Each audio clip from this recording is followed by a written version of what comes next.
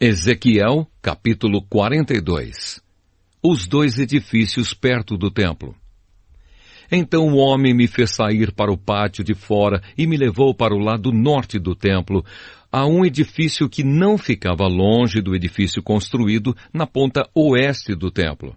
Esse edifício do lado norte media 50 metros de comprimento por 25 de largura. De um lado, dava frente para o espaço de 10 metros ao longo do templo, e do outro lado, dava frente para a calçada do pátio de fora. Tinha 3 andares e cada um deles ficava mais para dentro do que o de baixo. No lado norte desse edifício havia uma passagem de 5 metros de largura por 50 de comprimento, com entradas desse lado.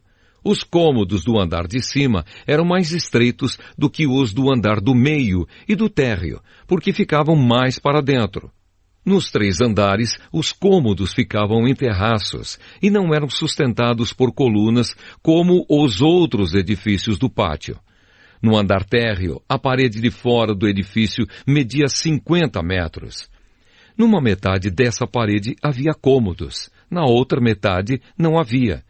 Todo o andar de cima era dividido em cômodos. Na ponta leste do edifício, onde começava a parede, havia debaixo dos cômodos uma entrada que dava para o pátio de fora.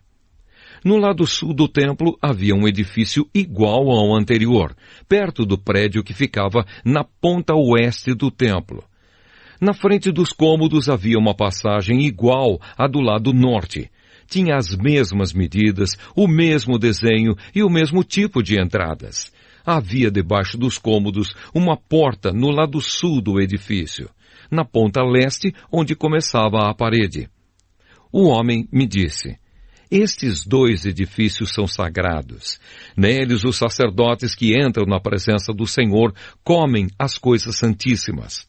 E porque os cômodos são santos, os sacerdotes colocarão neles as ofertas santíssimas, isto é, as ofertas de cereais e as ofertas feitas para tirar pecados e culpas.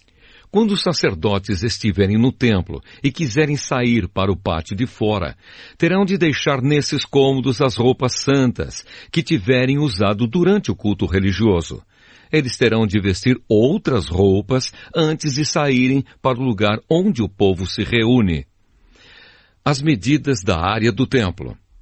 Quando acabou de medir por dentro a área do templo, o homem me fez sair pelo portão do lado leste, e então mediu a área por fora. Com a vara de medir, ele mediu o lado leste. Tinha 250 metros. Aí ele mediu os lados norte, sul e oeste, e cada lado tinha a mesma largura, isto é, 250 metros. Assim o muro cercava uma área quadrada que tinha 250 metros de cada lado. O muro servia para separar o que era santo do que não era.